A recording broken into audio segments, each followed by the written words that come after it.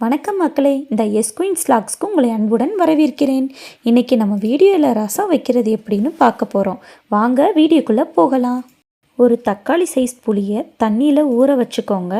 இப்போது 2 டீஸ்பூன் சீரகம்,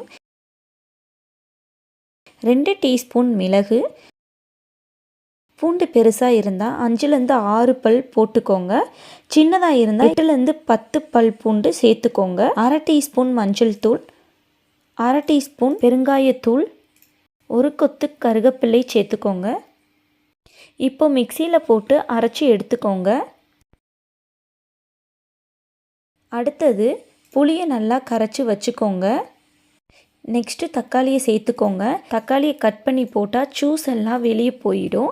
அதுக்கு பதிலாக இப்படி ட்ரை பண்ணுங்கள், நிஜமாகவே ரொம்ப டேஸ்ட்டாக இருக்கும். நெக்ஸ்ட்டு அரைச்சதை இதில் போட்டுக்கோங்க. இப்போது தேவையான அளவு தண்ணி ஊற்றிக்கோங்க. ஒரு இருப்பு சட்டி அடுப்பில் வச்சு காஞ்சதுக்கப்புறம் 1 டேபிள் ஸ்பூன் எண்ணெய் சேர்த்துக்கோங்க. எண்ணெய் காஞ்சதுக்கப்புறம் 1 டீஸ்பூன் கடுகு சேர்த்துக்கோங்க. கடுகு பொரிஞ்ச அப்புறம் 1 கொத்து கருவேப்பிலை சேர்த்துக்கோங்க. இப்போது கலந்து வச்சதை ஊற்றுங்க. இந்த மாதிரி கொதித்து நுரை வந்தோடனே 1 கைப்பிடி கொத்தமல்லி சேர்த்துக்கோங்க.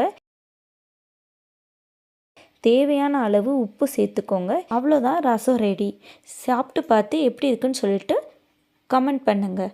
இந்த வீடியோ உங்களுக்கு பிடிச்சிருந்தா லைக் பண்ணுங்கள், ஷேர் பண்ணுங்கள், கமெண்ட் பண்ணுங்கள், சப்ஸ்கிரைப் பண்ணுங்கள். போகும்போது பெல் ஐக்கானை டிங்னு தட்டிட்டு போயிடுங்க.